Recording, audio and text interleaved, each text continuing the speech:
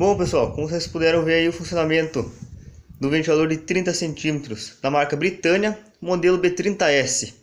Última versão do modelo, tá pessoal? Primeira versão é esse aqui. E esse aqui é a última versão do modelo B-30S. Essa versão aqui foi fabricada aí até o ano 2001, 2002 mais ou menos. Fabricada em diversas cores e teve em duas versões de hélice. Teve com a hélice mais pontiaguda, que é esse daqui, e teve com a hélice igual ao da primeira versão. Esse ventilador aqui é de 1994. Eu encontrei a data de fabricação dele aqui dentro da base. Eu comprei ele no ferro velho faz uns 3 dias atrás, mais ou menos.